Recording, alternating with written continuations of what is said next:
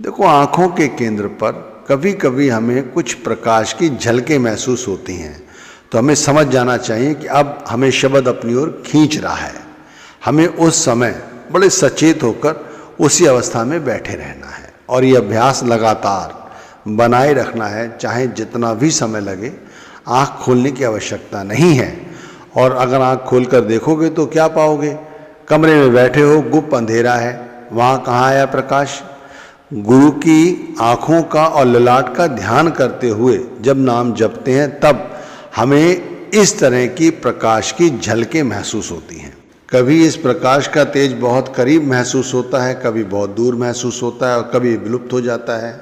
अगर एक कदम और बढ़ें हम और भजन करने लग जाएं, तो इस अवस्था में प्रकाश की जो झलकें हैं वो पूर्ण रूप से दिखाई देने लगेंगी। आँखों के केंद्र पर ऐसा नहीं है कि प्रकाश अभी आया, अरे ये तो 24 घंटे यहाँ पर है, वो तो मौजूद है। लेकिन माया की आसक्ति या मन और आत्मा की बंधी हुई गांठ इस प्रकाश को पूर्ण रूप से उजागर नहीं कर पाती और ना ही उसे देख पाते हैं। लेकिन सुमिरन भजन के माध्यम से इसे पूर्ण रूप से देख सकते हैं, महसूस कर सकते हैं, और एक ऐसी अवस्था जिसे शून्य समाधि कहते हैं या जीते जी मरने का अभ्यास कहते हैं, उस अवस्था तक पहुंच सकते हैं।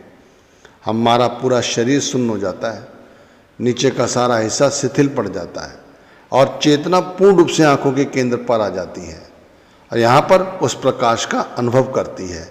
तो भाई, ये आप कर सकते हो।